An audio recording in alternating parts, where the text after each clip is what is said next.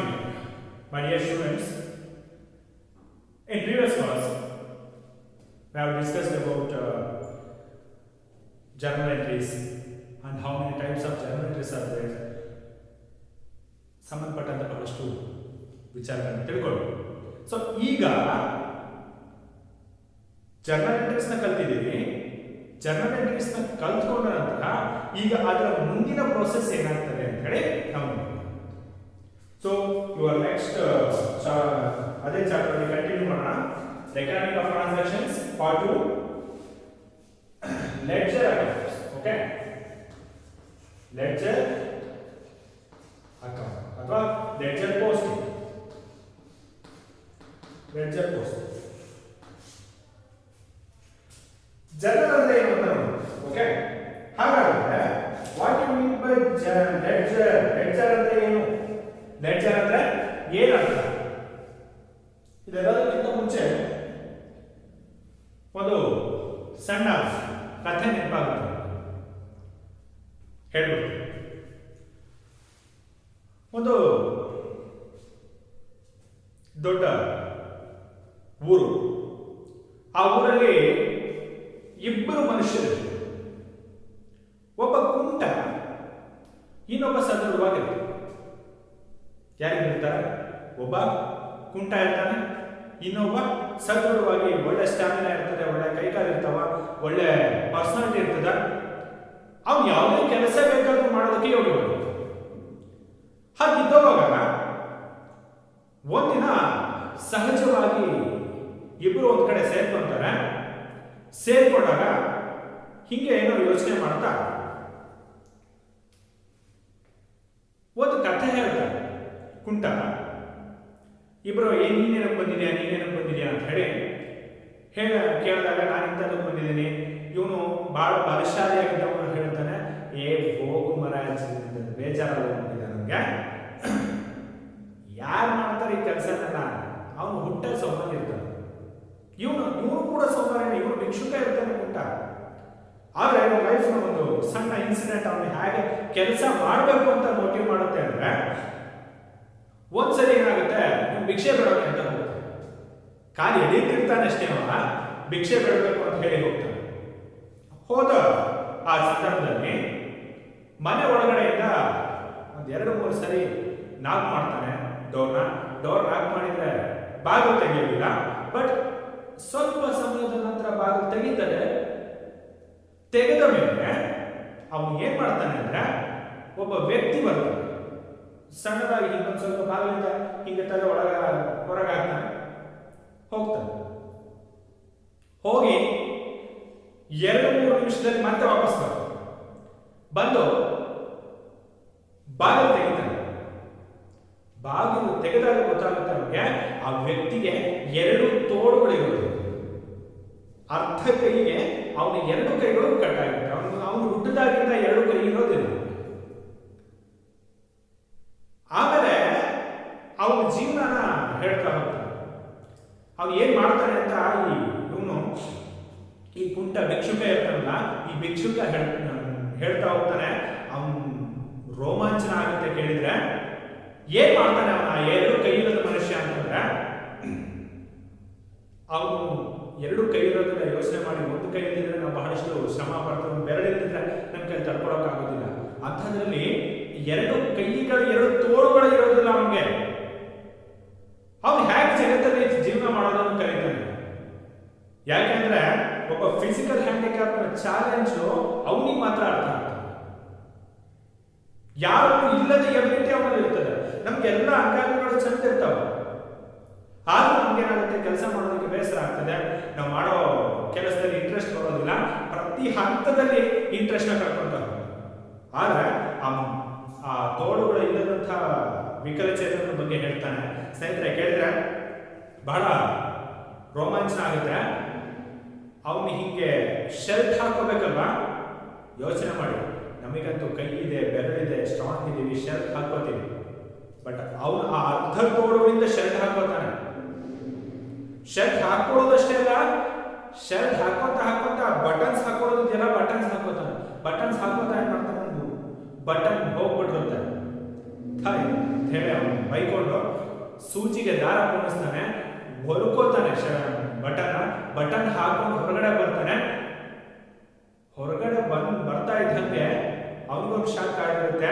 ಬಂದಿದ್ನಲ್ಲ ಭಿಕ್ಷುಕ, ಆ ಭಿಕ್ಷೆ ಪಾತ್ರ ಅಲ್ಲೇ ಬಿಟ್ಬಿಟ್ಟು ಹೋಗ್ಬಿಡುತ್ತೆ. ಅಲ್ಲಿ ಹೋದ ಭಿಕ್ಷುಕ ಇಲ್ಲಿ ಬಹಳ ಸದೃಢವಾಗಿರ್ತಕ್ಕಂಥ ವ್ಯಕ್ತಿನ ಮಾತಾಡಿಸ್ತಾನೆ. ಅವನಲ್ಲಿ ಸೋಮಾರಿತನಕ್ಕೆ ನೀನು ಹೀಗೆ ಮಾಡಬೇಡ, ನೀನು ಕೆಲಸನ ಮಾಡ್ತೀನಿ ಅಂತ ಹೋಗೋ, ನಿಜಕ್ಕೂ ನಿನಗೆ ಒಳ್ಳೆ ಸಕ್ಸಸ್ ಕಾಣುತ್ತೆ ಅಂತ. ಕೊನೆಗೆ ಆ ಇಬ್ಬರು ಡಿಸೈಡ್ ಮಾಡ್ತಾರೆ, ನಾವು ಕೆಲಸ ಮಾಡ್ಬೋದು. ಏನಕ್ಕೆ ಹೇಳ್ತಿದ್ದೀನಿ ಅಂದ್ರೆ, ನಿಮ್ಮಲ್ಲಿ ಯಾವುದೋ ಒಂದು ಸಣ್ಣ ಖಿನ್ನತೆ, ಯಾವುದೋ ಒಂದು ಬೇಸರ, ಯಾವುದೋ ಒಂದು ನೋವು ನಿಮ್ಮನ್ನ ಕೈಲಾಗದೇ ಇರೋವನ್ನು ಮಾಡುತ್ತೆ. ಆದರೆ ಒಂದ್ಸರಿ ಯೋಚನೆ ಮಾಡ್ಬಿಡಿ, ಯಾವ ನೋವಿಗೆ ಇಲ್ಲಿ ಪರಿಹಾರ ಇರೋದಿಲ್ಲ. ಎಲ್ಲ ನೋವು ಅಂತ ತಿಳ್ಕೊಂಡು ಕೂತ್ಕೊಂಡ್ರೆ ನಾವು ಏನು ಕೆಲಸ ಕೂಡ ಮಾಡೋದಕ್ಕೆ ಆಗೋದಿಲ್ಲ.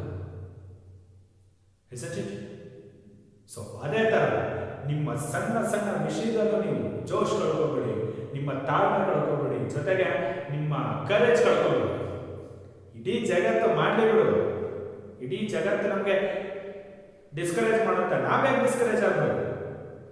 ಸೊ ಸೆಲ್ಫ್ ಮೋಟಿವ್ ಆಗಿ, ನಿಮಗೆ ನೀವೇ ಪ್ರೇರಣೆ ಆಗಿ ಕೆಲಸ ಮಾಡಿ. ನಿಮ್ಮ ಪ್ರತಿ ಕೆಲಸದಲ್ಲೂ ಸ್ಯಾಟಿಸ್ಫ್ಯಾಕ್ಷನ್ ಸಿಗುವಷ್ಟು ಕೆಲಸ ಮಾಡಿ. ಆಗ ಮಾತ್ರ ನೀವು ಮಾಡಿದಂಥ ಕೆಲಸಕ್ಕೆ ಬೆನಿಫಿಟ್ ಸಿಗ್ತದೆ. ನೀವು ಮಾಡಿದಂಥ ಕೆಲಸ ಪ್ರತಿಯೊಬ್ಬರು ನೋಡ್ತಾರೆ. ಮಾಡೋ ಕೆಲಸ ಮನಸಾರೆ ಮಾಡಿ, ಬೇರೆ ಯಾವ ಎಕ್ಸ್ಪೆಕ್ಟೇಷನ್ ಇಟ್ಕೊಂಡು ಮಾಡಬೇಡಿ.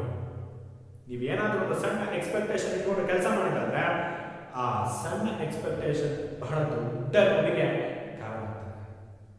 ಸೊ ಕಂಟಿನ್ಯೂ ಮಾಡಿ ಬಸ್. ಓಕೆ, ಲೆಡ್ಜರ್ ಅಕೌಂಟ್ ಇದು ಕೂಡ ಸರ್ ಪೇಜ್ಗಟ್ಟಲೆ ಇದೆ ಪ್ರಾಬ್ಲಮ್ಸ್ ಅಂತ ಹೆದರ್ಕೋಬೇಡಿ, ಬಹಳ ಈಸಿ ಎಷ್ಟಾಗಿರ್ತದೆ. ಲೆಡ್ಜರ್ ಏನದು ledger? What you mean by ledger posting? Ledger posting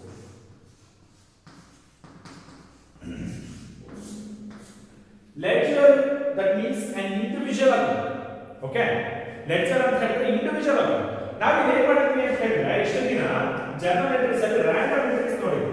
random ಆಗಿ ನಮ್ಗೆ ಏನಾಗ್ತಾ ಇತ್ತು ಅಂತ ಹೇಳಿದ್ರೆ, ಜರ್ನಲ್ ಅಲ್ಲಿ ಟೋಟಲ್ ತಿಂಗಳಲ್ಲಿ ಪ್ರತಿಯೊಂದನ್ನು ನಾವೇ ಮಾಡಿದ್ವಿ ಕ್ಯಾಲ್ಕುಲೇಟ್ ಮಾಡ್ತಾ ಹೋಗ್ತೀವಿ. ಓಕೆ, ಪ್ರತಿಯೊಂದನ್ನ ಕ್ಯಾಲ್ಕುಲೇಟ್ ಮಾಡ್ತಿದ್ವಿ, ಪ್ರತಿಯೊಂದು ಒಂದೇ ಕಡೆ ಸಿಗೋದು. ಆದ್ರೆ ಇಂಡಿವಿಜುವಲ್ ಆಗಿ ಎಷ್ಟು ಸಿಗುತ್ತದೆ ನಮಗೆ, ಎಷ್ಟು ತಗೋಬೇಕಾಗುತ್ತೆ, ಇಂಡಿವಿಜುವಲ್ ಆಗಿ ಯಾವ್ಯಾವ ಅಕೌಂಟ್ ಅಲ್ಲಿ ಎಷ್ಟೆಷ್ಟು ಅಮೌಂಟ್ ಇದೆ ಅಂತ ನಮಗೆ ಗೊತ್ತಾಗಬೇಕು. ಇದನ್ನ ನಾವು ಏನ್ ಮಾಡ್ತೀವಿ ಅಂದ್ರೆ ಲೆಡ್ಜರ್ ಅಕೌಂಟ್ ಹೇಳ್ತೀವಿ. ಓಕೆ, ಹಾಗಾದ್ರೆ ಲೆಡ್ಜರ್ ಅಕೌಂಟ್ ಅಲ್ಲಿ ಯಾವ್ಯಾವ ಇದನ್ನಾಗುತ್ತೆ, ಲೆಡ್ಜರ್ ಅಕೌಂಟ್ ಅಂದ್ರೆ ಏನು ಅಂತ ತಿಳ್ಕೊಂಡ್ವಿ. ಲೆಡ್ಜರ್ ಪೋಸ್ಟಿಂಗ್ ಅಂದ್ರೆ ಏನು? What you mean by ledger posting ಅಂದ್ರೆ, ಲೆಡ್ಜರ್ ಪೋಸ್ಟಿಂಗ್ ಅಥವಾ ಪೋಸ್ಟಿಂಗ್ ಅಂದ್ರೆ ಏನು ಅಂತ ನೋಡೋಣ. Okay, posting. What do you mean by posting? 2 marks ಸಿಗಲಿಕ್ಕೆ ಚಾನ್ಸಸ್ ಇರ್ತದೆ. Posting is a process. Posting is a process. Posting is a process of transferring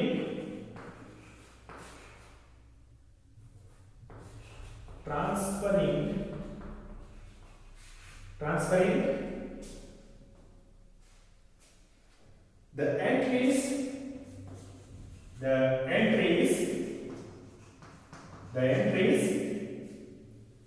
from the book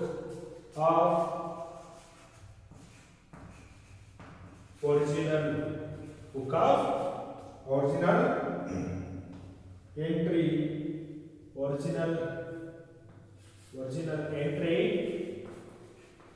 or subsidiary books or subsidiary books. ಹಾಗಾದ್ರೆ ledger posting ಅಂದ್ರೆ ಏನು ಅಂದ್ರೆ, ledger posting is A process of transfer the entries. Ledger entries ಅಂದ್ರೆ ಏನು ಅಂತಂದ್ರೆ, process of transferring of entries. ಆ entries ನ transfer ಮಾಡುವಂತದ್ದು ಪ್ರೋಸೆಸ್, ಟ್ರಾನ್ಸ್ಫರ್ ಮಾಡ್ತಕ್ಕಂಥ ಪ್ರೋಸೆಸ್.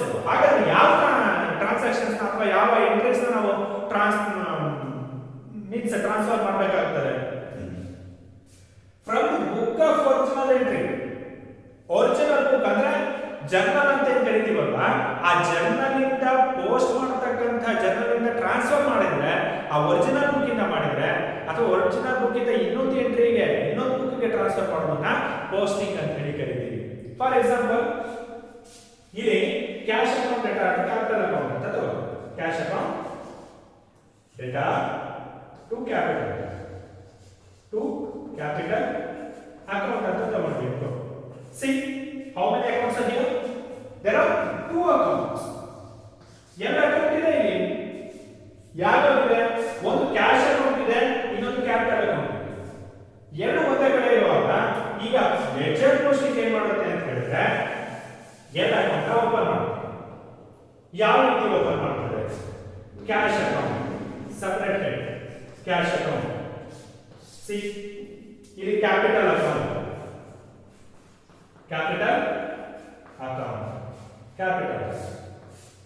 ಎಲ್ಲ ಅಕೌಂಟ್ ಓಪನ್ ಮಾಡ್ತೀವಿ. ಸೊ ಇಲ್ಲಿ ಜನರಲ್ ಎಂಟ್ರೀಸ್ ಅಲ್ಲಿ ಇದೆಯಲ್ಲ, ಕ್ಯಾಶ್ ಅಕೌಂಟ್ ಮತ್ತೆ ಕ್ಯಾಪಿಟಲ್ ಅಕೌಂಟ್ ಇದೆಯಲ್ಲ, ಇಲ್ಲಿ ಎರಡು ನಮಗೆ ಒಂದೇ ಕಡೆ ಸಿಗುತ್ತೆ. ಆದ್ರೆ ಇಲ್ಲಿ ಕ್ಯಾಶ್ ಅಕೌಂಟೇ ಬೇರೆ ಆಗಿರ್ತದೆ, ಕ್ಯಾಪಿಟಲ್ ಅಕೌಂಟ್ಗೆ ಬೇರೆ ಆಗಿರುತ್ತೆ. ಈ ಒರಿಜಿನಲ್ ಬುಕ್ ಇಂದ, ಈ ಜರ್ನಲ್ ಇಂದ we have to transfer the entries to ledger account. ನಾವೇನ್ ಮಾಡಬೇಕು? ಪ್ರೈಮರಿ ಬುಕ್ಸ್ ಇಂದ ಅಥವಾ ಒರಿಜಿನಲ್ ಬುಕ್ಸ್ ಇಂದ ಈ ಕಡೆಗೆ ಟ್ರಾನ್ಸ್ಫರ್ ಮಾಡುವಂತ ವರ್ಗಾಯಿಸುವಂತ ಪ್ರಕ್ರಿಯೆ ಇದೆಯಲ್ಲ, ಪ್ರೋಸೆಸ್ ಇದೆಯಲ್ಲ, ಅದಕ್ಕೆ ಕರೀತೀವಿ ಪೋಸ್ಟಿಂಗ್ ಅಂತ ಹೇಳ್ತೀವಿ. ಈ ತರಹದ ಇಂಡಿವಿಜುವಲ್ ಅಕೌಂಟ್ಗೆ ನಾವು ಲೆಡ್ಜರ್ ಅಂತ ಕರೆದ್ರೆ, ಈ ಜರ್ನಲ್ ಎಂಟ್ರೀಸ್ ಇಂದ ಲೆಡ್ಜರ್ ಅಕೌಂಟ್ಗೆ ಡಾಟಾನ ಟ್ರಾನ್ಸ್ಫರ್ ಮಾಡಿದ್ರೆ, ಅಥವಾ ಇನ್ಫಾರ್ಮೇಶನ್ ಟ್ರಾನ್ಸ್ಫರ್ ಮಾಡಿದ್ರೆ, ಅಥವಾ ಎಂಟ್ರೀಸ್ ನ ಟ್ರಾನ್ಸ್ಫರ್ ಮಾಡಿದ್ರೆ ಅದಕ್ಕೆ ಅಂತ ಕರಿತೀವಿ ಪೋಸ್ಟಿಂಗ್ ಅಂತ ಹೇಳಿ ಕರೀತೀವಿ. ಹಾಗಾದ್ರೆ ಈ ಪೋಸ್ಟಿಂಗ್ ಗೆ ಸಂಬಂಧಪಟ್ಟಂತೆ ಕೆಲವು ಯಾವ ರೀತಿ ನಾವು ಲೆಡ್ಜರ್ ಇದನ್ನ ಮಾಡಬೇಕು, ಲೆಡ್ಜರ್ ಓಪನ್ ಯಾವ ತರ ಮಾಡಬೇಕು ಅಂತದ್ದು ತಿಳ್ಕೊಳ್ಳೋದು. Okay,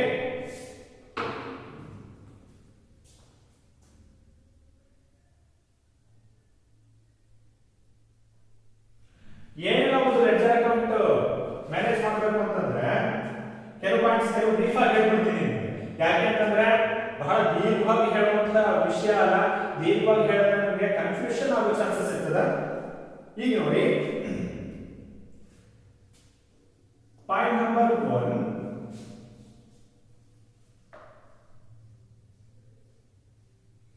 a separate account should be open.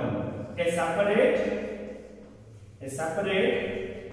account should be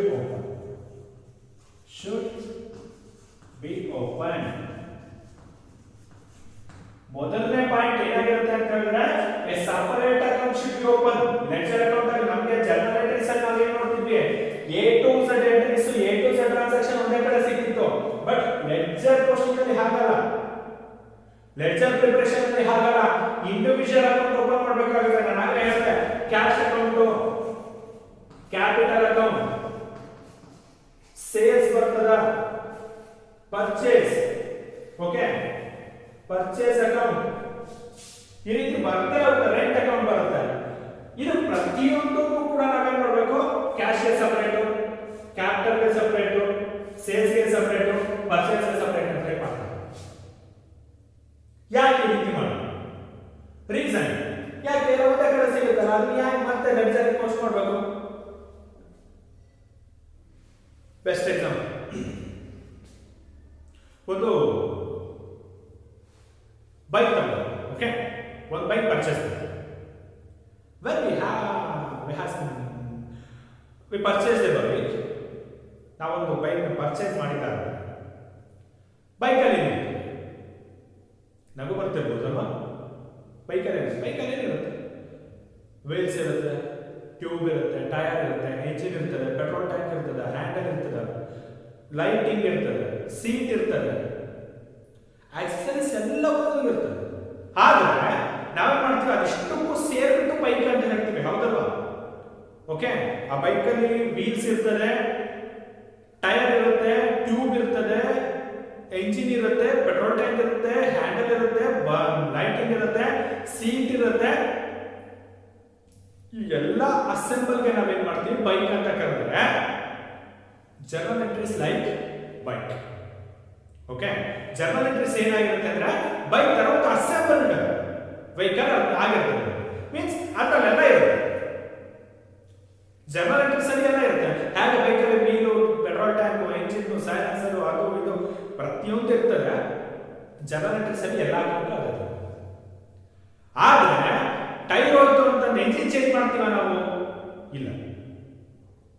tyre ಹೋಯ್ತು ಅಂತ ಹೇಳಿದ್ರೆ ಹೇಗೆ ಟೈರ್ ಅಂತ ಹೇಳಿ ಸಪರೇಟ್ ಮಾಡ್ತೀವಿ, ಹೇಗೆ ಎಂಜಿನ್ ಅಂತ ಹೇಳಿ ಸಪರೇಟ್ ಮಾಡ್ತೀವಿ, ಹೇಗೆ ಸೈಲೆನ್ಸರ್ ಅಂತ ಹೇಳಿ ಸಪರೇಟ್ ಮಾಡ್ತೀವಿ, as it is we have to separate maintain separate accounts because of ಒಂದೊಂದು ಅಕೌಂಟ್ ಇಂದ ಎಷ್ಟೆಷ್ಟು ಖರ್ಚಾಗಿದೆ, ಯಾವ ಅಕೌಂಟ್ ಯಾವ ರೀತಿ ಟ್ರಾನ್ಸಾಕ್ಷನ್ ಆಗ್ತಾ ಇದೆ, ಯಾವ ರೀತಿ ಮೂವ್ ಆಗ್ತಾ ಇದೆ, ಕ್ಯಾಶ್ ಎಷ್ಟು ಬಂತು, ಪ್ರತಿಯೊಂದು ನೀವು ಜರ್ನಲ್ ಎಂಟ್ರೀಸ್ ಅಲ್ಲಿ ಹುಡುಕೋಕ್ಕಾಗಲ್ಲ.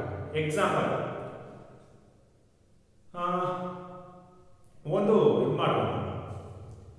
ಈಗ ನಿಮ್ಮ ತರಗತಿಗಳನ್ನೇ ತಗೊಳ್ಳಿ. Okay, there are 4 subjects and 2 languages in your PUC, either first year or second year, whatever. ಒಂದು 2 ಲ್ಯಾಂಗ್ವೇಜ್ ಇರ್ತದೆ, ಇನ್ನು 4 ಸಬ್ಜೆಕ್ಟ್ ಇರ್ತದೆ. ಈಗ ಕ್ಯಾಶುವಲ್ ಆಗಿ ಒಂದು ಅಬ್ಸರ್ವ್ ಮಾಡಿ, ಪ್ರತಿಯೊಂದು ಕನ್ನಡದಿಂದ ಹಿಡಿದ್ಬಿಟ್ಟು Kannada, English, economics, business studies, accounts, statistics ಎಲ್ಲ ಸೇರಿ ಒಂದೇ ಬುಕ್ಕಲ್ಲಿ ಬರ್ತೀನಿ ಅಂತ ಇಟ್ಕೊಂಡು ಒಂದು ನೋಟ್ ಬುಕ್ಕಲ್ಲಿ ಬರ್ತಿದ್ರು. ನಾಳೆ ಬೆಳಗ್ಗೆ ಎಕ್ಸಾಮ್ಗೆ ಓದ್ಬೇಕಾದ್ರೆ ನಿಮ್ಗೆ ಏನಾಗುತ್ತೆ? ಎಸ್, ಕನ್ಫ್ಯೂಸ್ ಆಗುತ್ತೆ, ಹುಡುಕಲಿಕ್ಕೆ ಟೈಮ್ ಬೇಕಾಗ್ತದೆ. ಸಪರೇಟ್ 6ಕ್ಕೂ ಒಂದೊಂದು ನೋಟ್ಬುಕ್ ಇಟ್ಬಿಟ್ರೆ, 6ಕ್ಕೂ ಒಂದೊಂದು ನೋಟ್ಬುಕ್ ಇಟ್ಬಿಟ್ರೆ ಕನ್ನಡ ಎಕ್ಸಾಮ್ ಇದ್ದಿನ ಕನ್ನಡ ನೋಟ್ಸ್ ಮಾತ್ರ ತಗೊಂತೀವಿ. ಅದರಲ್ಲಿ ಎಷ್ಟು ಚಾಪ್ಟರ್ ಆಗಿದೆ, ಯಾವ್ಯಾವ್ದನ್ನ ಹೈಲೈಟ್ ಮಾಡಿದೀವಿ, ಯಾವ್ಯಾವ್ದಕ್ಕೆ ಎಷ್ಟೆಷ್ಟು ಮಾರ್ಕ್ಸ್ ಇದೆ, ಕನ್ನಡ ಅಂತ ಹೇಳಿದ್ರೆ ಕನ್ನಡಕ್ಕೆ ಸಂಬಂಧಪಟ್ಟಿದ್ದಷ್ಟೊಂದು ಸಿಗುತ್ತೆ. If you took English notes, there are only information about English. ಅಲ್ವಾ? ಇಂಗ್ಲಿಷ್ಗೆ ಸಂಬಂಧಪಟ್ಟಂತ ಇನ್ಫಾರ್ಮೇಶನ್ ಸಿಗ್ತದೆ. ಅಕೌಂಟೆನ್ಸಿ ತಗೊಂಡ್ರೆ ಅಕೌಂಟೆನ್ಸಿಗೆ ಸಂಬಂಧಪಟ್ಟಂತ ಇನ್ಫಾರ್ಮೇಶನ್ ಸಿಗುತ್ತೆ. ಬಿಸ್ನೆಸ್ ಸ್ಟಡೀಸ್ ತಗೊಂಡ್ರೆ ಅದಕ್ಕೆ, ಎಕನಾಮಿಕ್ಸ್ ತಗೊಂಡ್ರೆ ಅದು, ಸ್ಟಾಟ್ಸ್ ತಗೊಂಡ್ರೆ ಅದು. ಈಗ ನಿಮ್ಮ ಕೆಲಸ ಏನಾಗುತ್ತೆ? ಹೇಗೆ ಒಂದು ಪರ್ಟಿಕ್ಯುಲರ್ ಸಬ್ಜೆಕ್ಟ್ಗೆ ಇಂಡಿವಿಜುವಲ್ಸ್ ಆಗಿ ನೋಟ್ಸ್ ನ ಪ್ರಿಪೇರ್ ಮಾಡಿ ಇಟ್ಕೊಂಡಿರ್ತೀರಿ, ಆಸ್ ಇಟ್ ಈಸ್ ನಾವೇನ್ ಮಾಡ್ತೀವಿ, ಲೆಕ್ಚರ್ ಅಕೌಂಟ್ ಇಂಡಿವಿಜುವಲ್ ಆಗಿ ಸಪರೇಟ್ ಆಗಿ ತಗೊಳ್ತೀವಿ. So next point, the name of the account should be written. Second one, the name of the account, the name of the account, the account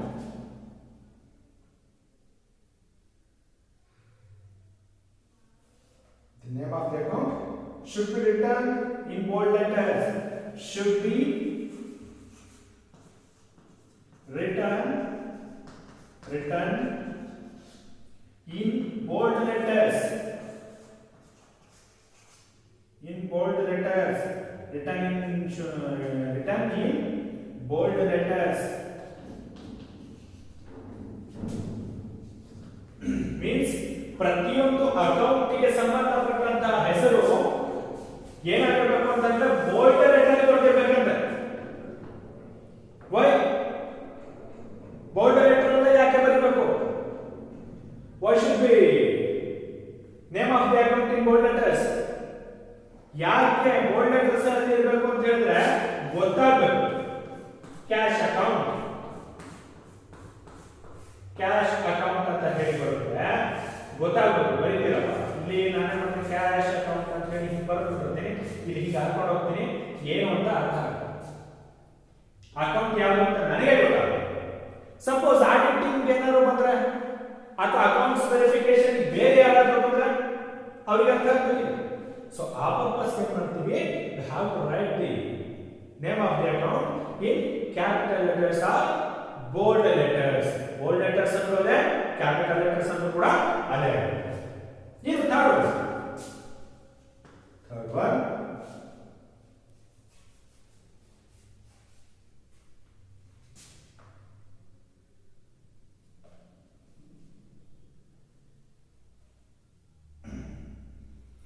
abbreviation of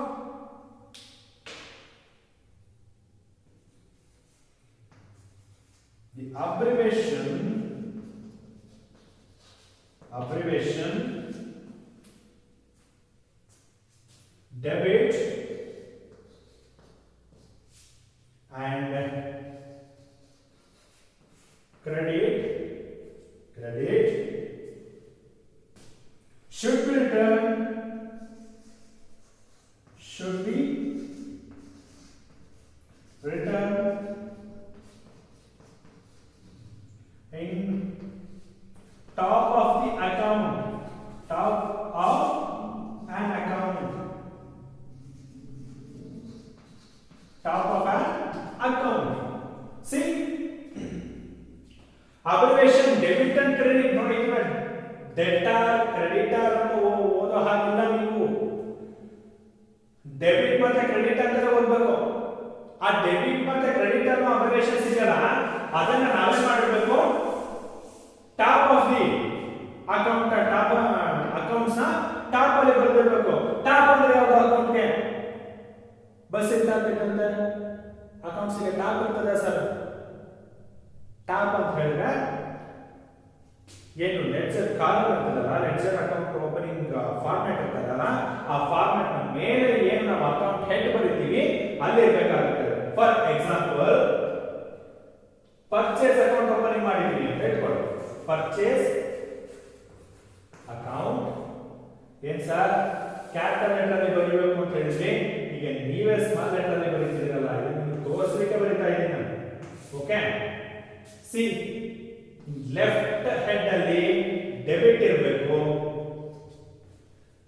right head ಅಲ್ಲಿ means ಬಲ ಮೂಲೆಯಲ್ಲಿ credit ಇರಬೇಕು. Okay, top ಅಲ್ಲಿ ಇದೆ ನೋಡಿ, the abbreviation debit and credit should be written in top of an account. ಯಾವುದೇ ಅಕೌಂಟಿನ top ಅಲ್ಲಿ ಇನ್ ಲೆಫ್ಟ್ ಸೈಡ್ ಅಲ್ಲಿ ಏನು ಮಾಡ್ತೀವಿ, ಡೆಬಿಟ್ ಬರೀತೀವಿ. ಡೆಬಿಟ್ ಅಬ್ರಿವಿಯೇಷನ್ DR ಅಂತ ಅಷ್ಟೇ ಬರೀತೀವಿ. ಡಾಕ್ಟರ್ ಅಂತ ಓದಬೇಡ್ರಿ ಯಾರು. ಓಕೆ, ಡೆಬಿಟ್ ನ ಲೆಫ್ಟ್ ಸೈಡ್ ಅಲ್ಲಿ ಬರ್ತೇವೆ, ಇನ್ನು ಕ್ರೆಡಿಟ್ ನ ರೈಟ್ ಸೈಡ್ ಅಲ್ಲಿ. Okay, CR means credit, DR means debit. ಇದೆ ಅಲ್ವಾ? ನೋಡಿ ಇಲ್ಲಿ ನೋಡಿ, ಈ ಅಕೌಂಟ್ ಟಾಪ್ ಅಲ್ಲಿ ಇದೆ ಅಲ್ವಾ, ಈ ಅಕೌಂಟ್ ಹೆಡ್ ಆಗಿರಬೇಕು, ಸೆಂಟ್ರಲ್ ಇರ್ತದೆ, ಅದು ವರ್ಡ್ ಅಡ್ರೆಸ್ ಅಲ್ಲಿ ಬರೀತೀವಿ. ಅದಕ್ಕೆ ಅಬ್ರಿವಿಯೇಷನ್ಸ್ ನ ಲೆಫ್ಟ್ ಮತ್ತೆ ರೈಟ್ ನ ಮೂಲೆಗಳಲ್ಲಿ ಎಲ್ಲದರಲ್ಲೇ ಬರೆಯೋದು. ಲೆಫ್ಟ್ ಮೂಲೆಯಲ್ಲಿ ಒಂದು ರೈಟ್ ಸೈಡ್ ಕಾಲಲ್ಲಿ ಬರೆಯಬೇಕು. Okay, next third one, confusion ಅನ್ಸ್ಬೋದು ಮತ್ತೆ ಬೋರ್ ಹೊಡಿತದೆ ಅಕೌಂಟ್ಸ್ ಥಿಯರಿ. ಆ ಥಿಯರಿನ 100% ತಿಳ್ಕೊಂಡ್ರೆ ಯಾವುದೇ ಕಾರಣಕ್ಕೂ ನಮಗೆ ಕನ್ಫ್ಯೂಷನ್ಸ್ ಇರುತ್ತೆ. ನೆಕ್ಸ್ಟ್ ಇನ್ನೇನಿದೆ,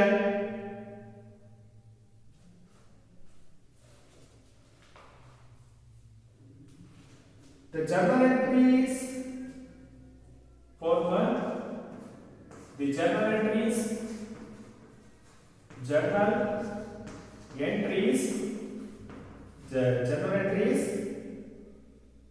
should be posted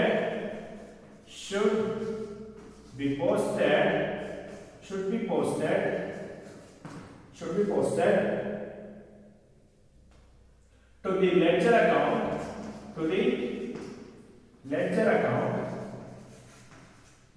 accounts,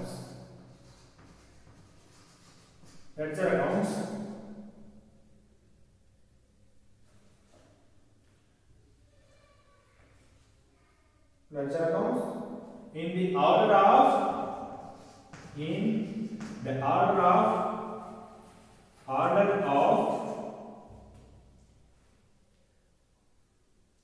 the date. In the order of the date. See, journal entries na ಏನು ನಾವು ಪೋಸ್ಟ್ ಮಾಡ್ತೀವಿ, journal entries na ಯಾವ ರೀತಿ ಪೋಸ್ಟ್ ಮಾಡ್ತೀವಿ, ನಾವು ಯಾವ ರೀತಿ journal entry ಆರ್ಡರ್ ವೈಸ್ ಇರ್ತದೆ, ಅದೇ ರೀತಿ ಪೋಸ್ಟಿಂಗ್ ಕೂಡ ಆರ್ಡರ್ ವೈಸ್ ಇರಬೇಕು. ಯಾಕೆ ಆರ್ಡರ್ ವೈಸ್ ಇಲ್ಲದಿದ್ರೆ ಏನಾಗುತ್ತೆ? What's the problem? If you maintain an order, ಏನೂ ಆಗಲ್ಲ. ಕಾಲ ನಡೀತೇವ, ತಲೆ ಕೆಳಗೆ ನಡೆದಂಗೆ ಆಗ್ತದೆ. ಮೀನ್ಸ್ ಪೂರಾ ಕನ್ಫ್ಯೂಷನ್. ತಲೆ ಕೆಳಗೆ ನಿಂತ್ಕೊಂಡ್ರೆ ಹೆಂಗೆ ಆಗುತ್ತೆ? ಉಲ್ಟಾ ಕಾಣುತ್ತೆ, ಹೌದಿಲ್ಲ? ಅವಾಗ ಸರಿ ಇರೋ ನಾನು ಆಗ. ಸೊ ಈ ಥರದ ಕನ್ಫ್ಯೂಷನ್ಸ್ ಏನಾಗುತ್ತೆ ನಮಗೆ ಅರೈಸ್ ಆಗುತ್ತೆ. ಈ ಥರದ ಗೊಂದಲ ಮೀನ್ಸ್ ಏನೋ ಒಂಥರ ಅದೇನು ಅರ್ಥ ಆಗ್ತಿಲ್ಲವ, ಏನು ಯಾವ ಎಲ್ಲಿದೆ ಅಂತ ಗೊತ್ತಾಗ್ತಿಲ್ಲ. So that purpose we have to post to the ledger account must be in an order. Order ಅಲ್ಲಿ ಡೇಟ್ ಬೈ ಡೇಟ್ ಆರ್ಡರ್ ಅಲ್ಲಿ ಹೆಂಗಂಗೆ ಆರ್ಡರ್ ಅದು ಡೇ ಟು ಡೇ ಆರ್ಡರ್ ಅಲ್ಲಿ ನಾವೇನ್ ಮಾಡಬೇಕು, ಬರೀಬೇಕಾಗುತ್ತೆ. In fifth one,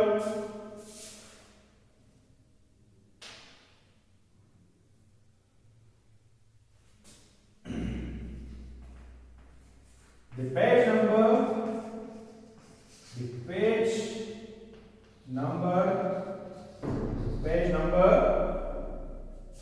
page number of journal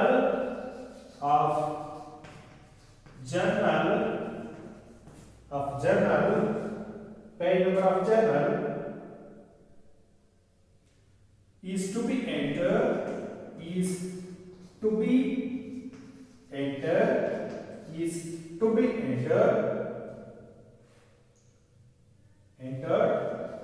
in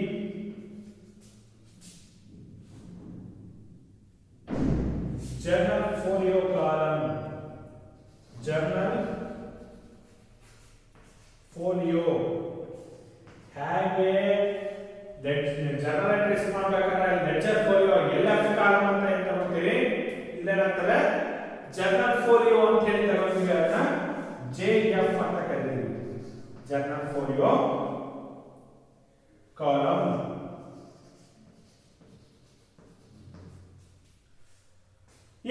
page number ಏನಾಗಿರಬೇಕು? Journal entries ಅಲ್ಲಿ ಯಾವ ಪೇಜ್ ಅಲ್ಲಿ ಎಂಟ್ರಿ ಇದೆ ಅನ್ನೋದನ್ನ ಲೆಡ್ಜರ್ ಫೋಲಿಯೋದಲ್ಲಿ ಮೆನ್ಷನ್ ಮಾಡಬೇಕಾಗುತ್ತೆ. ಯಾವುದೇ ಅಕೌಂಟ್ಸ್ ಅಲ್ಲಿ ಇರತಕ್ಕಂತ ಫಾರ್ಮ್ಯಾಟ್ ಅಲ್ಲಿ ಯಾವುದೇ ಕಾಲಮು ವೇಸ್ಟ್ ಕಾಲಮ್ ಅಲ್ಲ ಅಥವಾ ಡಿಸೈನ್ ಗೋಸ್ಕರ ಹಾಕೋ ಕಾಲಮ್ ಅಲ್ಲ. It has a particular purpose, ಒಂದು ನಿಖರವಾದಂತಹ ನಿರ್ದಿಷ್ಟವಾದಂತಹ ಕಾರಣಕ್ಕೋಸ್ಕರ ಒಂದು ಕಾಲಮ್ನ ಹಾಕಿರ್ತಾರೆ, ಒಂದು ರೋನ ಹಾಕಿರ್ತಾರೆ, ಅಥವಾ ಒಂದು ಫಾರ್ಮ್ಯಾಟ್ ಹಾಕಿರ್ತಾರೆ. ಸುಮ್ಮನೆ ಚಂದಕ್ಕೆ ಹಾಕಲ್ಲ. ಇವನ್ ನಾವು ಅಕೌಂಟ್ಸ್ ಬರೆಯೋದು ಕೂಡ ಅದೊಂದು ಸೈಂಟಿಫಿಕ್ ಪ್ರೋಸೆಸ್. ಅದು ಎಲ್ರಿಗೂ ಬರೆಯೋಕೆ ಬರಲ್ಲ, ಅಥವಾ ಎಲ್ಲರೂ ಬರೋದು ಕಾಮರ್ಸ್ ಸ್ಟೂಡೆಂಟ್ಸ್ ಟೈಪ್ ಅಥವಾ ಕಾಮರ್ಸ್ನವ್ರು ಬರೆದ ಹಾಗೆ ಪರ್ಫೆಕ್ಟ್ ಆಗಿ ಬರೆಯೋದಿಲ್ಲ, ಅಥವಾ ಒಂದು ಆರ್ಡರ್ ಅಲ್ಲಿ ಬರೆಯೋಕ್ಕಾಗಲ್ಲ. ಸೊ ಅದಕ್ಕೋಸ್ಕರ ನಾವೇನ್ ಮಾಡ್ಬೇಕಾಗತ್ತೆ, ಕಲಿತಾ ಹೋಗ್ಬೇಕು. ಬೇಸರ ಆಗ್ತಿರ್ಬೋದು ಸ್ಟೂಡೆಂಟ್ಸ್. ಒಂದು ಏನು ಅಂದ್ರೆ, ಈ ಒಂದು ದೊಡ್ಡ ಭಾಷಣ, ಆ ಭಾಷಣದಲ್ಲಿ ಅದ್ಭುತವಾದಂಥ ಭಾಷಣಕಾರ ಗೊತ್ತಲ್ಲ. ಈ ದೊಡ್ಡ ದೊಡ್ಡವರು ಯಾವ ರೀತಿ ಭಾಷಣ ಮಾಡ್ತಾರೆ, ಗಂಟೆಗಟ್ಟಲೆ ಮಾತಾಡ್ತಾ ಇರ್ತಾರೆ. ತುಂಬಾ ಅದ್ಭುತವಾದ ವಾಗ್ಮಿಗಳು ಗಂಟೆಗಟ್ಟಲೆ ಮಾತಾಡ್ತಿರ್ತಾರೆ. ಅಲ್ಲಿ ಏನಾಗುತ್ತೆ ಅಂದ್ರೆ, ಒಂದು ಎಂಥದ ಒಂದು ಸಭೆ ನಡೀತಿತ್ತು, ಅಲ್ಲಿ ಬಂದಂತ ಒಬ್ಬ ದೊಡ್ಡ ವ್ಯಕ್ತಿ ಮಾತಾಡ್ತಾ ಇರ್ತಾರೆ. ಮಾತಾಡ್ತಿದ್ದ ಸಂದರ್ಭದಲ್ಲಿ ಒಬ್ಬ ಅಜ್ಜ, ಒಂದು 65-70 ವರ್ಷದ ಮುದುಕ, ಒಂದು ಕೈಯಲ್ಲಿ ವಾಕಿಂಗ್ ಸ್ಟಿಕ್ ಹಿಡ್ಕೊಂಡು ಪದೇ ಪದೇ ಅಲ್ಲಿ ಏನೋ ಒಂಥರ ಬರೋದು, ಹಿಂದೆ ಬರೋದು, ಮುಂದಕ್ಕೆ ಹೋಗೋದು, ಯಾರೋ ಹುಡ್ಕೋದು ಮಾಡ್ತಿರ್ತಾರೆ. 1 ಸರಿ 2 ಸರಿ 3 ಸರಿ 4 ಸರಿ ರಿಪೀಟ್ ಆಗ್ತದೆ. ಇವ್ರಿಗೆ ಮಾತಾಡ್ತಿದ್ದವ್ರಿಗೆ ಇರಿಟೇಷನ್ ಆಗ್ತದೆ, ಡಿಸ್ಟರ್ಬ್ ಆಗುತ್ತೆ. ಸೊ ಅದಕ್ಕೆ ಏನ್ ಮಾಡ್ತಾರಂದ್ರೆ, ಇವರು ಭಾಷಣ ನಿಲ್ಲಿಸಿ, ಯಜಮಾನ್ರೆ ಯಾಕೆ ಹಾಕ್ತಿರ್ತಾ ಇದ್ದೀರಾ, ನೀವು ಯಾರನ್ನ ಹುಡುಕಾಡ್ತಿದ್ದೀರಾ, ನನಗೆ ಬಹಳ ಡಿಸ್ಟರ್ಬ್ ಆಗ್ತದೆ, ನೀವು ಹಾಗೆ ಮಾಡೋ ಹಾಗಿಲ್ಲ, ನೀವು ಮಾತಾಡಿ ಸರ್, ನಿಮ್ದೇನು ಪ್ರಾಬ್ಲಮ್ ಇಲ್ಲ, ಮಾತಾಡಿ ಸರ್. ಮತ್ತೆ ಮಾತಾಡಲ್ಲ, ಮತ್ತೆ ಅಜ್ಜ ಅದೇ ತರ ಮಾಡಿ ಸಿಟ್ಟು ಬಂದು ನಿಲ್ಲಿಸ್ಬಿಟ್ಟು ಏನ್ ಮಾಡ್ತಾ ಇದ್ದೀರಾ ಹೇಳಿ, ಪ್ರಾಬ್ಲಮ್ ಏನು ಹೇಳಿ, ಯಾರಾದ್ರೂ ಹೇಳೋದನ್ನ ಕ್ಲಿಯರ್ ಮಾಡ್ಸೋಣ ಅಂತ ಹೇಳಿ ಮೈಕಲ್ಲಿ ಹೇಳಿದ್ರು. ಅದಕ್ಕೆ ಅಜ್ಜ ಹೇಳಿದ, ಸರ್ ನಿಮಗೆ ತಪ್ಪಿಲ್ಲ, ನೀವು ಮಾತಾಡಿ, ನಿಮಗೆ ಕರ್ಕೊಂಡ್ಬಂದವ್ರನ್ನ ಹುಡುಕಾಡ್ತೀವಿ.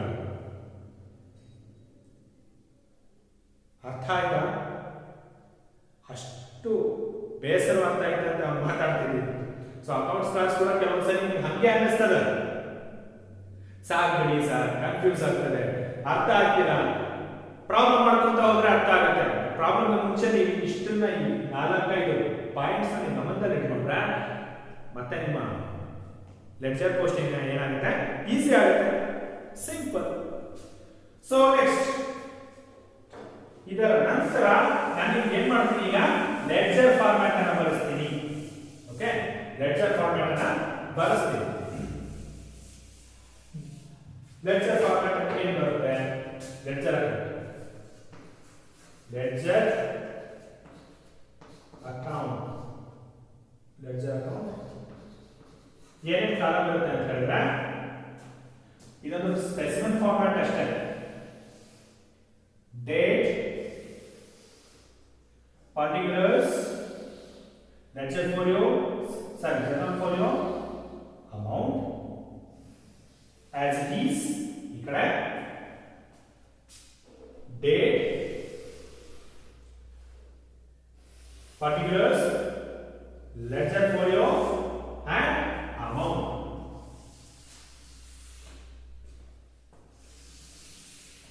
ನೋಡಿ, ಡೇಟ್ ಹಾಕ್ತೀವಿ, date, particulars,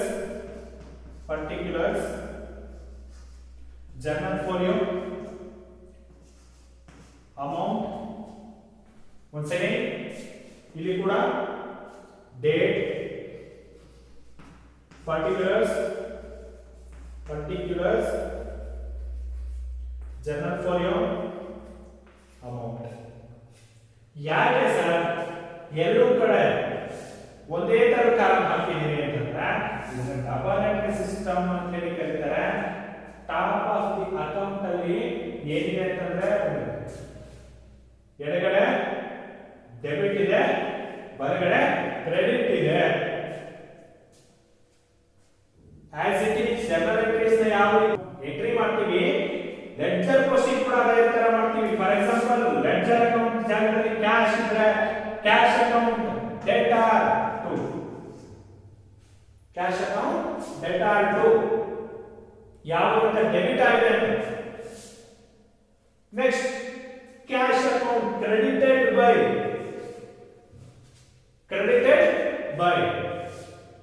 ಈ ರೀತಿ ನಾವೇನ್ ಮಾಡಬೇಕಾಗುತ್ತೆ, ಲೆಡ್ಜರ್ ಅಕೌಂಟ್ ನ ಬರಿಬೇಕಾಗುತ್ತೆ. ಕೊನೆಗೆ ಆ ತಿಂಗಳು ಮುಗಿದ ನಂತರ ಲೆಡ್ಜರ್ ಅಕೌಂಟ್ ನಾವೇನ್ ಮಾಡ್ತೀವಿ, ಕ್ಲೋಸ್ ಮಾಡ್ತೀವಿ. ಕ್ಲೋಸ್ ಮಾಡಿ ಸಪೋಸ್ ಡೆಬಿಟ್ ಸೈಡ್ ಅಲ್ಲಿ ಆಗಲಿ ಅಥವಾ ಕ್ರೆಡಿಟ್ ಸೈಡ್ ಅಲ್ಲಿ ಆಗಲಿ ಟು ಬ್ಯಾಲೆನ್ಸ್ ಕ್ಯಾರಿಡ್ ಡೌನ್ ಅಂತ ಬರೀತೀವಿ. ಕ್ಯಾರಿಡ್ ಡೌನ್ ಅಂತ ಬರೀತೀವಿ ಮೀನ್ಸ್ ಎರಡು ಕಡೆ ಬ್ಯಾಲೆನ್ಸ್ ಆಗಬೇಕು ನಮಗೆ. ಓಕೆ, ಎರಡು ಲೆಡ್ಜರ್ ಅಕೌಂಟ್ ಎರಡು ಸೈಡ್ ಮೀನ್ಸ್ ಡೆಬಿಟ್ ಮತ್ತೆ ಕ್ರೆಡಿಟ್ ಸೈಡ್ ಅಕೌಂಟ್ ಏನಾಗಬೇಕು, ಕ್ರೆಡಿಟ್ ಸೈಡ್ ಎರಡು ಬ್ಯಾಲೆನ್ಸ್ ಆಗಬೇಕು. ಫಾರ್ ಎಕ್ಸಾಂಪಲ್ ಇಲ್ಲಿ 2000 ರೂಪಾಯಿ ಬಂದಿದೆ ಅಂತಂದ್ರೆ ಇಲ್ಲಿ ಏನು ಇರಲ್ಲ, ಇಲ್ಲಿ 2000 ರೂಪಾಯಿ ಮತ್ತೆ ಇಲ್ಲೇ ಬರೀ ಇಲ್ಲೂ ಕೂಡ 2000 ರೂಪಾಯಿನೇ ಬರ್ಕೋಬೇಕು. ಈ 2000 ರೂಪಾಯಿನ ನಾವೇನ್ ಮಾಡ್ತೀವಿ, ಬ್ಯಾಲೆನ್ಸ್ ಕ್ಯಾರಿ ಡೌನ್ ಅಂತ ತಗೋತೀವಿ. ಅದು ಡೆಬಿಟ್ ಸೈಡ್ ಬೇಕಾದ್ರೆ ಕ್ಯಾರಿ ಡೌನ್ ಆಗ್ಬೋದು, ಕ್ರೆಡಿಟ್ ಸೈಡ್ ಅಲ್ಲಿ ಬೇಕಾದ್ರೆ ಕ್ಯಾರಿ ಡೌನ್ ಆಗ್ಬೋದು. ಒಂದು ವೇಳೆ ಡೆಬಿಟ್ ಸೈಡ್ ಅಲ್ಲಿ ಕ್ಯಾರಿ ಡೌನ್ ಆದ್ರೆ ಕ್ರೆಡಿಟ್ ಸೈಡ್ ಅಲ್ಲಿ ಏನಾಗುತ್ತೆ, ನೆಕ್ಸ್ಟ್ ಮಂತ್ ಅಲ್ಲಿ ಬೈ ಬ್ಯಾಲೆನ್ಸ್ ಬ್ರಾಡ್ ಡೌನ್ ಅಂತ ತಗೋತೀವಿ. ಮೇಲಿಂದ ತಗೊಂಡ್ವಿ, ಕ್ಯಾರಿ ಡೌನ್, ಕ್ಯಾರಿ ಮೀನ್ಸ್ ಕೊಂಡೊಯ್ಯೋದು, ತಗೊಂಡು ಹೋಗೋದು, ಡೌನ್ ಕೆಳಗಡೆಗೆ, ಮುಂದಿನ ತಿಂಗಳಿಗೆ ಅದನ್ನ ಕ್ಯಾರಿ ಮಾಡಿದ್ವಿ ಮೀನ್ಸ್ ಇಷ್ಟು ಇಲ್ಲಿಗೆ ಬ್ಯಾಲೆನ್ಸ್ ಇತ್ತಲ್ಲ, ಆ ಬ್ಯಾಲೆನ್ಸ್ ನಾವೇನ್ ಮಾಡಿದ್ವಿ, ಮುಂದಿನ ತಿಂಗಳಿಗೆ ತಗೊಂಡು ಹೋಗ್ರಿ. ಮುಂದಿನ ತಿಂಗಳು ಹಿಂದಿನ ತಿಂಗಳಿಂದ ತಗೊಂಡು ಬಂದ್ವಿ ಅಂತ ತೋರಿಸ್ಬೇಕಾಗುತ್ತೆ. ಓಕೆ, ಅದನ್ನ ನಾವೇನ್ ಮಾಡ್ತೀವಿ, ಬ್ಯಾಲೆನ್ಸ್ ಬ್ರಾಡ್ ಡೌನ್ ಅಂತ ತೋರಿಸ್ತೀವಿ. ಅರ್ಥ ಆಯ್ತಲ್ಲ ಸ್ಟೂಡೆಂಟ್ಸ್? ಲೆಡ್ಜರ್ ಫಾರ್ಮ್ಯಾಟ್ ಇದು ಕರೆಕ್ಟ್ ಆಗಿ ನೋಟ್ ಮಾಡ್ಕೊಳ್ಳಿ, ಅದರ್ವೈಸ್ ಲೆಡ್ಜರ್ ಏನಾಗುತ್ತೆ ಅಂದ್ರೆ ಕನ್ಫ್ಯೂಷನ್ ಆಗೋ ಚಾನ್ಸಸ್ ಇರ್ತಾರೆ.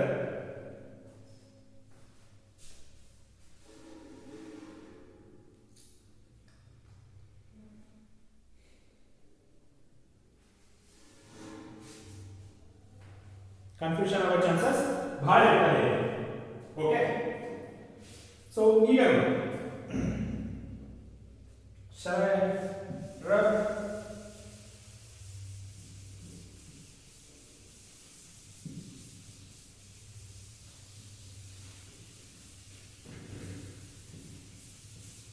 ನೆಕ್ಸ್ಟ್ ನೋಡಿ, ಈಗ ಒಂದು ಸಣ್ಣದೊಂದು ಪ್ರಾಬ್ಲಮ್ನ ಒಂದು ಅಥವಾ ಎರಡು ಒಂದು ಮೂರು ಎಂಟ್ರೀಸ್ ಇರುವಂತಹ ಪ್ರಾಬ್ಲಮ್ ಮಾಡಿಸ್ತೀನಿ. ಪ್ರಾಬ್ಲಮ್ ಬರ್ತದೆ. The following transaction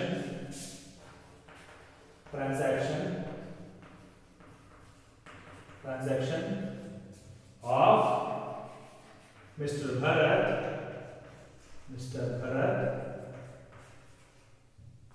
for the month of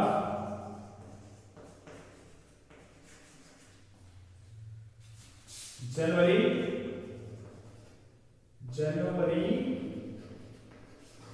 2019. Okay, 1st January 2019 ಒಂದು ಎರಡು ಮೂರು ಅಷ್ಟೇ ತೋರಿಸ್ತೀನಿ, ಯಾಕಂದ್ರೆ ನಿಮಗೆ ಲೆಜರ್ ಅಕೌಂಟ್ ಯಾವ ರೀತಿ ಇರುತ್ತೆ, ಅದನ್ನ ಯಾವ ರೀತಿ ಬ್ಯಾಲೆನ್ಸ್ ಮಾಡಬೇಕು ಅನ್ನೋದು ಗೊತ್ತಾಗಬೇಕು. Started business with cash. Started business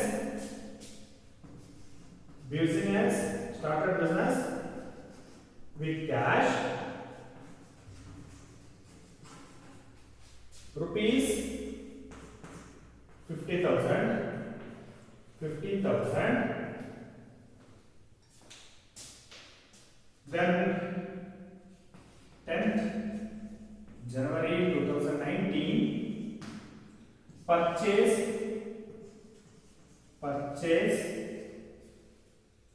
goods for cash rupees 20,000. 15th January 2019 sold goods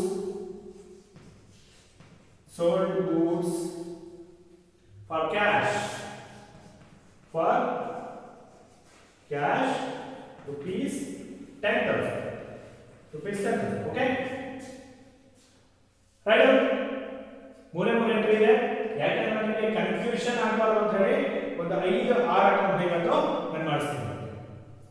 okay, first one, the following problem number 1, the following transaction of Mr. Bharat for the month of January 2019. On 1st January 2019 he started a business with cash rupees 50,000, and 10th January purchased goods for cash rupees 20,000, and sold goods for cash rupees 10,000. Okay, sold goods for cash rupees 10,000. See how many accounts are there? How many transactions are there? There are 3 transactions. Least transaction. ಬಹಳ ಚೆನ್ನಾಗಿ ಅರ್ಥ ಮಾಡ್ಕೋಬೇಕಾಗುತ್ತೆ. ಜಗತ್ತಲ್ಲಿ accounts ನಷ್ಟು ಈಸಿಯಾದ subject, easiest subject ಇನ್ನೊಂದಿಲ್ಲ. Confusion ಮಾಡ್ಕೊಂಡ್ರೆ ಅದಷ್ಟು ಹಿಂಸೆ ಕೊಡೋದು ಇನ್ನೊಂದು. ಈಗ ಜನರಲ್ ಎಂಟ್ರೀಸ್ ಮಾಡೋಣ. ಓಕೆ, ಜನರಲ್ ಎಂಟ್ರೀಸ್ ಯಾವುದೇ ಲೆಜರ್ ಮಾಡೋದಕ್ಕಿಂತ ಮುಂಚೆ ಜನರಲ್ ಎಂಟ್ರೀಸ್ ಮಾಡಿ ಲೆಜರ್ ಮಾಡಬೇಕು. General entries in the books of Mr. Bharat. Okay, ಈಗ ಜನರಲ್ ಎಂಟ್ರೀಸ್ ಮಾಡೋಣ.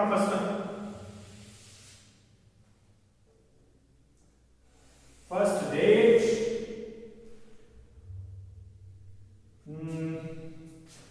particulars. Okay, particulars, ledger folio, debit and credit, debit and credit, debit credit. Format hockey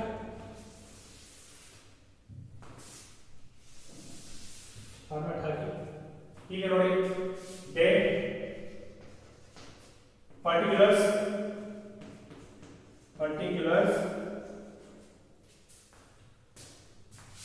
ledger folio LF, debit,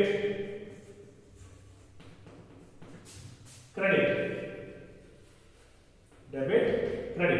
first transaction ನೋಡೋಣ. Okay, first transaction ನೋಡುವ. First January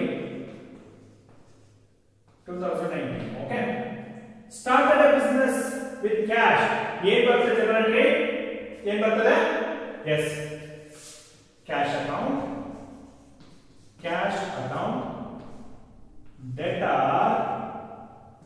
to capital account. Okay, amount ಎಷ್ಟಿದೆ? 50,000 ರೂಪಾಯಿ ಇದೆ. 50,000 ರೂಪಾಯಿ ಇದೆ. Both credit and debit. 50,000. ಹಾಗಾದ್ರೆ narration ಏನ್ ಬರ್ತದ? being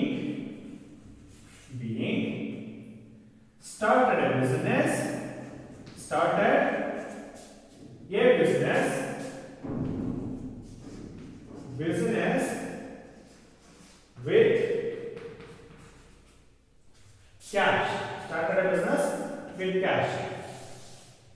Started business with cash.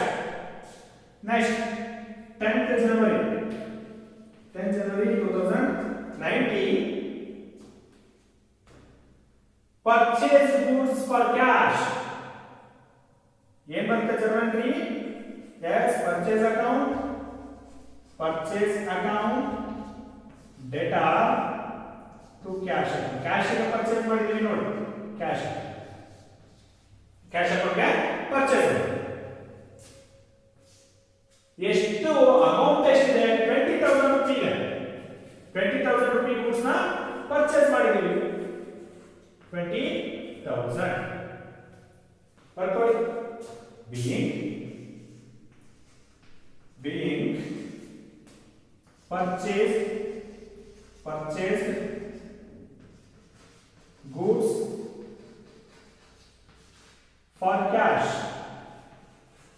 goods for cash. Close one. Last one. sold goods for cash. cash ಗೆ goods ಅನ್ನು ಸೇಲ್ ಮಾಡಿದೀವಿ. ಏನ್ ಬರುತ್ತೆ? 15th January 2019. ಪರ್ಚೇಸ್ ಮಾಡಿದಾಗ ಕ್ಯಾಶ್ ಹೊರಗಡೆ ಹೋಗ್ತದೆ, ಸೇಲ್ ಮಾಡಿದಾಗ ಏನಾಗುತ್ತೆ? ಕ್ಯಾಶ್ ಒಳಗೆ ಬರುತ್ತೆ. ಸೊ ಕ್ಯಾಶ್ ಡೆಬಿಟ್ ಆಗುತ್ತೆ. Cash account debtor to sales account. ಎಷ್ಟಿದೆ? 10,000 ರೂಪಾಯಿ. ಓಕೆ, 10,000 ರೂಪೀಸ್ 10,000 ಅಂತ ತೋರಿಸ್ತಾರೆ. ಈಗ ಇದಕ್ಕೆ ನರೇಶನ್ ಬರೀಬೇಕು. being sold goods for cash. ಇಲ್ಲಿಗೆ ಜರ್ನಲ್ ಎಂಟ್ರೀಸ್ ಮುಗಿತು. ಜರ್ನಲ್ ಎಂಟ್ರಿ ಮುಗಿದ ಮೇಲೆ ಏನ್ ಮಾಡಬೇಕು ಅಂತ ಹೇಳಿದ್ರೆ ಕ್ಲೋಸ್ ಮಾಡಬೇಕು. we have to close the journal entries because ಈ ತಿಂಗಳು ನಮಗೆ ಮುಗಿದು ಹೋಯಿತು. ಇಲ್ಲ ಅಂದ್ರೆ ಕನ್ಫ್ಯೂಷನ್ ಆಗ್ತದೆ. ಎಷ್ಟಾಗುತ್ತೆ ನೋಡಿ? 80,000. ಇಲ್ಲಿ ಕೂಡ 80,000. ಕೆಳಗಡೆ ಟೋಟಲ್. ಓಕೆ, ಟೋಟಲ್ ಆಯ್ತು. ಓಕೆ, ಆಯ್ತಲ್ಲ? ಬರ್ಕೊಳ್ಳಿ. ಟ್ರಾನ್ಸಾಕ್ಷನ್ ನಿಮಗೆ ಜರ್ನಲೈಸ್ ಮಾಡಿರೋದು ಅರ್ಥ ಆಗಿದೆ ಅಲ್ವಾ? ಈಗ ಅದನ್ನ ಯಾವ್ಯಾವ ಅಕೌಂಟ್ಗೆ ನಾವು ಟ್ರಾನ್ಸ್ಫರ್ ಮಾಡಬೇಕು ಅಂತ ಹೇಳಿ ಬರ್ಕೊಳ್ಳಿ. ಓಕೆ,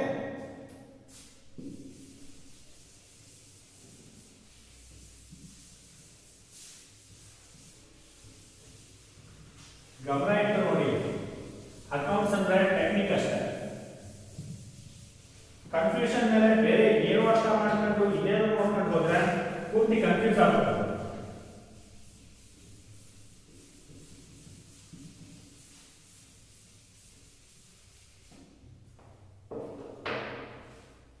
ಸಿ ಫಸ್ಟ್ ನಾವು ಕ್ಯಾಶ್ ಅಕೌಂಟ್ ಓಪನ್ ಮಾಡೋಣ. Cash account, cash account,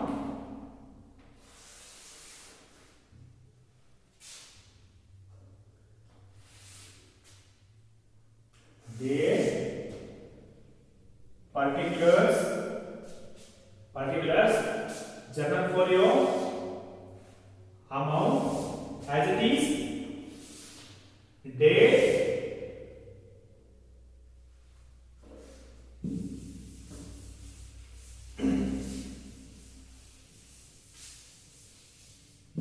see, cash account, cash account, date, particulars, ledger folio, amount, date, particulars, ledger folio, amount. Okay, date, particulars, ledger folio, amount. ಬರೀರಿ date, particulars, general folio, amount,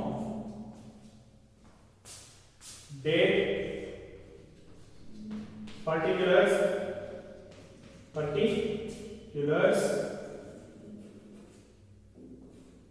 general folio, amount.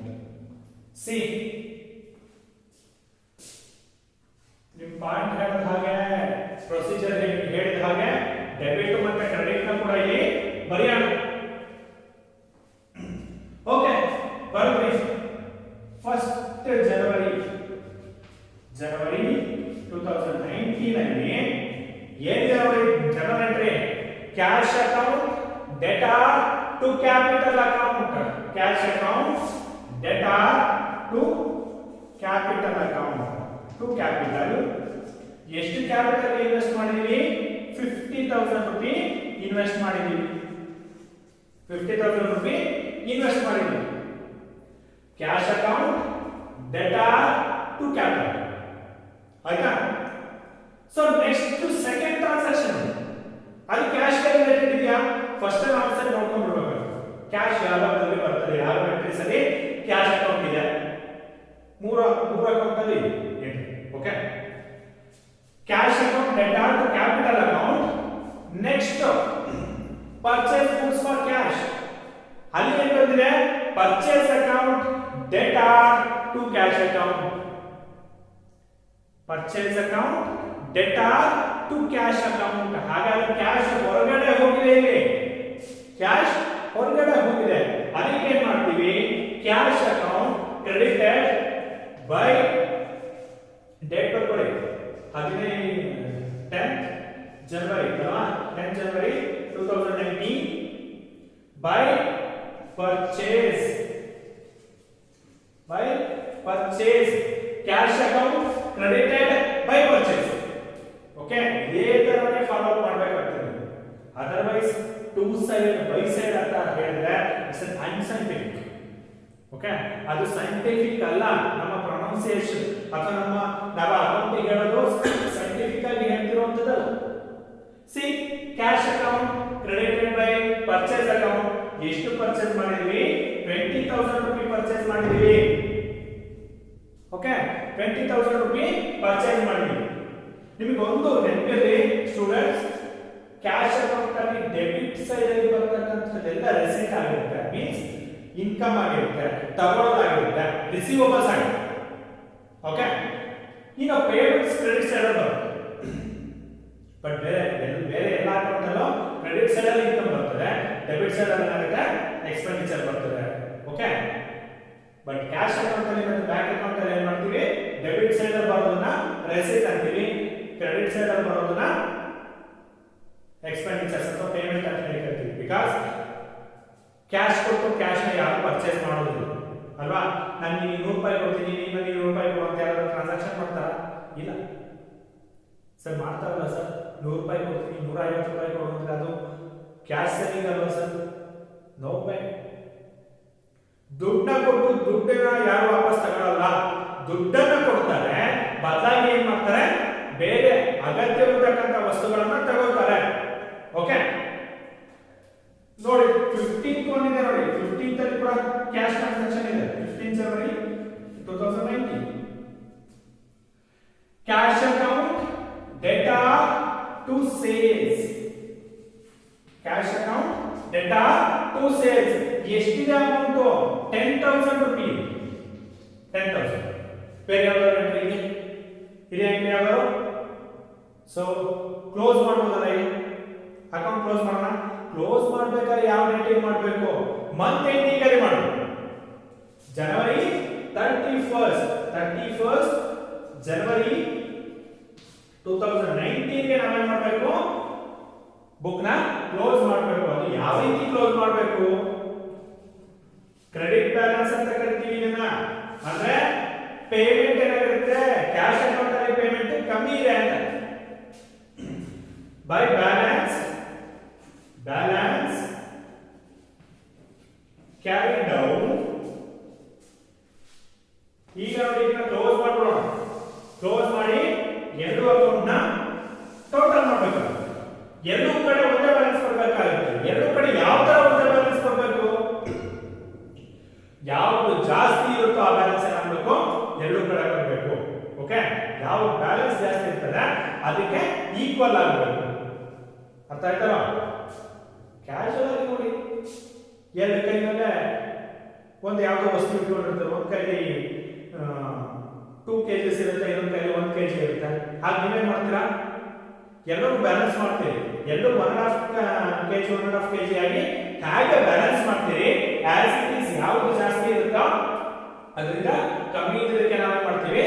Balance ನ carry down ಮಾಡಿ balance ಮಾಡ್ತೀವಿ. Amount ನ carry down ಮಾಡ್ತೀವಿ, balance ಮಾಡ್ತಾ ಇರ್ತೀವಿ. 60,000 ಇದೆ. Debit side ಜಾಸ್ತಿ ಇದೆ ನೋಡಿ ಇಲ್ಲಿ. ಕ್ರೆಡಿಟ್ ಸೈಡ್ ಕೂಡ 60,000 ಇರಬೇಕು. ಯಾಕಂದ್ರೆ ರೂಲ್ ಹೇಳುತ್ತೆ ಎರಡು ಅಮೌಂಟ್ ಬ್ಯಾಲೆನ್ಸ್, ಎರಡು ಸೈಡ್ ಬ್ಯಾಲೆನ್ಸ್ ಆಗಬೇಕು. Means debit side credit side ಕೂಡ ಬ್ಯಾಲೆನ್ಸ್ ಆಗಬೇಕು. 20,000 ಇನ್ ರಿಮೈನಿಂಗ್ ಎಷ್ಟು ಉಳ್ಕೊಳ್ಳುತ್ತೆ? 40,000 ರೂಪಾಯಿ ಉಳ್ಕೊಳ್ಳುತ್ತೆ. 40,000 ರೂಪಾಯಿ ಉಳ್ಕೊಳ್ಳುತ್ತೆ. 40,000 ಬ್ಯಾಲೆನ್ಸ್ ಕ್ಯಾರಿ ಡೌನ್ ಅಂತ ಹೇಳಿ ಕರಿತೀವಿ. As it is 1st February 2019 ಅಲ್ಲಿ ಒಂದ್ ಸೈಡ್ ನಾವು ಮಾಡ್ತೀವಿ, ಇದು ಬ್ಯಾಲೆನ್ಸ್ ಬ್ರಾಡ್ ಡೌನ್ ಅಂತ ಹೇಳಿ 40,000 ರೂಪಾಯಿ ತಗೊಳ್ತೀವಿ. ಓಕೆ, 40,000 ರೂಪಾಯಿ ತಗೊಳ್ತೀವಿ. ಇದು ledger procedure. Dear students, remaining capital account, purchase account, sales. ಇದಕ್ಕೆ ನೀವೇ ಮಾಡ್ಬಿಟ್ಟು ನನಗೆ ಹೋಮ್ವರ್ಕ್ ನ ಕಳಿಸ್ಕೊಡಿ. ಇವತ್ತಿನ ಕ್ಲಾಸ್ ಅರ್ಥ ಆಯ್ತು ಅಂತ ಅನ್ಕೋತೀನಿ ನಿಮಗೆ. Suppose in case you are not understanding the classes, comment ಮಾಡಿ ಕಾಮೆಂಟ್ ಬಾಕ್ಸ್ ಅಲ್ಲಿ.